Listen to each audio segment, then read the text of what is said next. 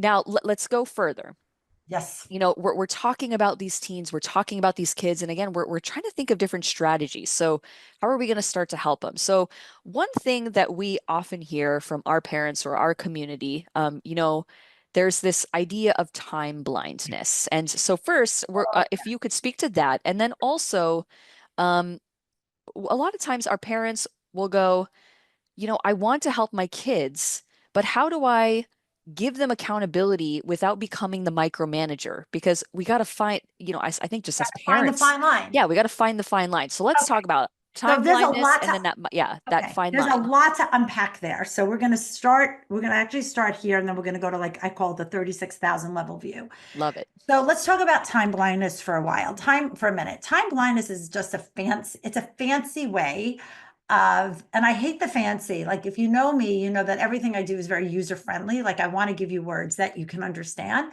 So time blindness is just basically not knowing like where you sit in time. It could mean like I don't know if I have 20 minutes left or that 10 minutes have gone by. And how I like to describe it is this way. Think of yourself on a boat and you're in the ocean and there's no land in sight. You feel very off balance. You feel completely unmoored. Like, where am I? I have no focal point. So that's kind of being time blind. Like, where do I sit in time? I don't know how long something takes me. I don't know, what 10 minutes looks like. None of that. It's not being able to hold on to it. And you said it, I'm a time management expert because I love time, because people think time is very elusive, and I actually don't. What I love about time is very three-dimensional if you really think about it. It has a beginning, middle, and end. It has a past, it has a future. So we can feel time. We can even see time. And that's the buzzword. So I want you all out there to hear me say this. It's not just for you, as not just for your student, but it's also for you. If you can't see your time, you cannot be expected to manage it. So I want to say it again. If you can't see your time, you cannot be expected to manage it. If you are time blind or someone in your household is, what you need to be doing is making time visible. You need to be what we call externalizing time, make it visible. What does that look like? It looks like wall calendars, analog clocks. Can you all see that? There's mine. Oh, yes, always, always in every room.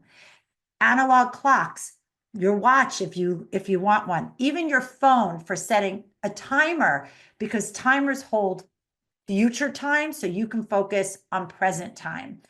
A planner in whatever form you use. So that's externalizing time. I've mentioned all of these different things. All of those are ways to externalize it. When we externalize time, we internalize it subliminally. We see time move. We see time pass. We see 20 minutes go by. We see that we have an hour left. And if we can see it, what starts to happen after is we start to feel it. Now, I just did an hour webinar in like about 2 minutes, but that is actually how it goes. When you externalize all of this, you start to be able to feel it. You see all of a sudden that routine and that ritual of, okay, now I know what 20 minutes feels like, right? So that time blindness tends to dissipate because you have a better understanding of what time looks and feels like. Does that make sense? Absolutely. In fact, I love that you mentioned that piece of being able to see it. If you can't see it, you can't manage it. Have to see it. So, and again, not disparaging parents, but I literally just got off a call with a parent who said, I'm struggling. I walk into my child's room and I go, we're leaving in 5 minutes.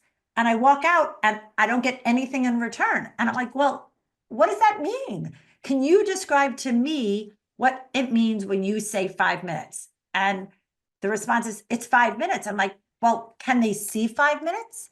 Have you set a timer, a clock, maybe a song that's 5 minutes long but there's nothing to ground them. Remember, there's no shore, right? They're on that boat and they don't see land.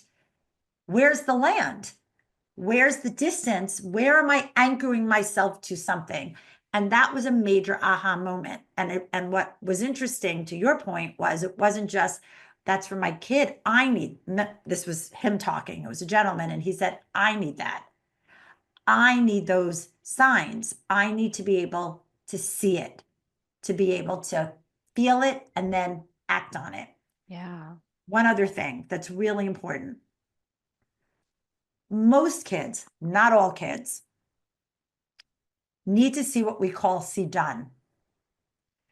Remember, time has a beginning, middle, and end.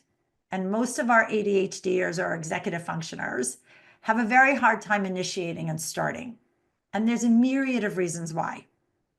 They don't know how, they're overwhelmed, other things are in their way. But a lot of it is that they can't see the end. Remember, a lot of us with ADHD do not think in ordination. They don't think I start here, then this comes next, then this comes next, and this comes next. That's ordination. That's what us who are neurotypical tend to do. I am incredibly neurotypical and I'm a Virgo. So it's like, right? I like, I am as organized and linear as they come, but it's why our ADHDers are out of the box thinkers. They don't think linear. Again, we're not talking absolutes, so no one come after me, right? They thinking like over here and over there and out of the box, and this is great, and I love this, and I'm pulling from here. But I've got to smooth it out for you. I've got to see the end so you'll start. Mhm. Time can do that. I can shade on a clock. This is what 10 minutes from now looks like.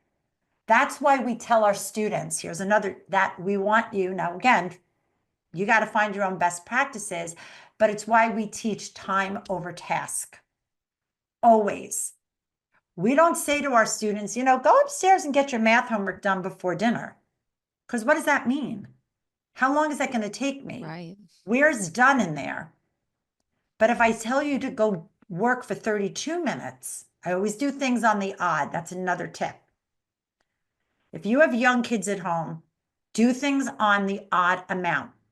When you set timers or schedules for 4 o'clock or 4:15, they're very bland, and therefore the brain doesn't activate on it because it's not a good dopamine hit.